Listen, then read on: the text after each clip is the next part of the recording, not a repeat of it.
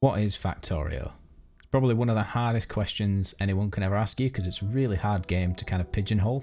The only way I can describe this game is that you play as one character who then makes a factory that makes little bits and pieces that then go together to make a rocket to get you off the planet because you're polluting the inhabitants' planet and they're trying to kill you. Okay, so with that I'll explain that is the end of the video. No, I'm only kidding, there's a smidge more to it than that.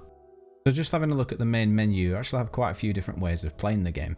You can either play it on your own in a campaign, which is basically a single player story mode. You can play in scenarios, so you get given certain scenarios to deal with, or you can use a map generator which will then generate a map for you from scratch. And if you do decide to make a map from scratch, you're going to have loads of options that you can play around with until you're happy. You can have the default mode, rich resources, so you can have a play around. You can have marathon, which makes everything harder and more expensive to make. You can have it Death World, so there's loads of enemies that will come and try and get you, or you can have Death World Marathon as well, which is the two put together. And finally Rail World, where everything's a bit further spaced apart, so you're basically advised to make trains to get everything. My personal favourite at the minute is just playing the default mode, because even though I've played over 100 hours, I'm still learning it. You heard me correct, I am still learning the game. Some games you can pick up after like 15 minutes, this isn't one of them, but it is very rewarding when you get things right. This is the in-game, and that's the iron, which will then be dug up out of the ground by the miners which are going. That will then go into a furnace and be made into an iron plate, which can then be used to craft. You use coal to power the early game furnaces, which is the black stuff obviously, and that's getting mined out of the ground as well. Over here you also have copper, that's the other kind of early game resource that you'll be looking at. Copper, as you expect, same thing. Mined out of the ground, smelter, made into a copper plate, made into whatever you need. Just bear in mind though, I am only covering a couple of the basic resources, there are a lot more in the game. This is where the pollution side of things starts to come into play. All the smelters and everything that's generating electricity will output smoke, which causes pollution, and the red stuff is what the pollution is on the map, and it spreads quite far. It will then cause the life on the planet other than you to be hostile, and also come and try and attack the source of that pollution, which is why I have a nice ring of turrets around the entirety of my base. If you're feeling brave, you can go and try and take out the inhabitants of the planet, but be warned that unless you go with something like a car or a tank, it will take quite a lot of bullets to get through even just one of their little hidey holes. And if you do take out any of their hidey holes, such as the one I'm firing at now, you will actually cause them to start to evolve, and when they start to evolve, they get harder to kill. So the more that you actually clear them out, the harder they are to kill.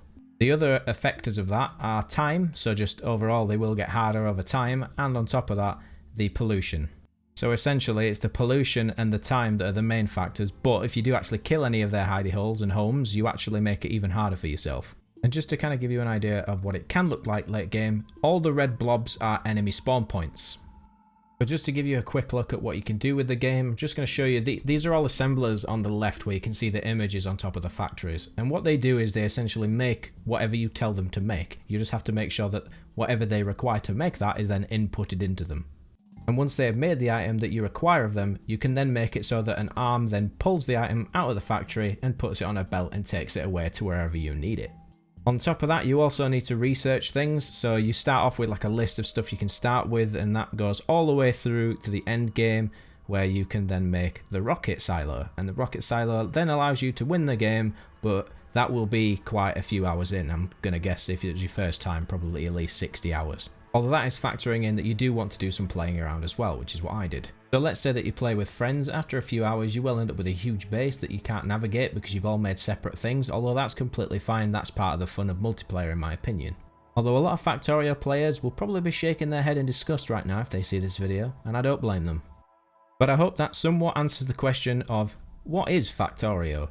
Because until a few months ago it wasn't really on my radar, and it actually drew in quite a lot of my attention, and it is a very in-depth and focused game. If you are on the fence and you're not sure whether you would enjoy this game, I will include a link to the dev's website where they have a demo that you can play. And to be honest, that demo was the deciding factor for me, because it's not very often in this market that you get to try before you buy anymore.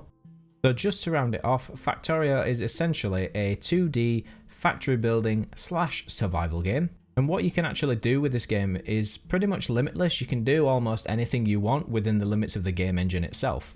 But as I mentioned, I would highly recommend the demo, and that way you can make up your mind for yourself. So that's pretty much it for this video. If you like this video, give it a like. If you dislike this video, then give it a dislike. And if you really like me, you can give me a subscribe. And as always, put comments in the box below and give me suggestions for what you'd like to see next. I hope to see you here for the next video.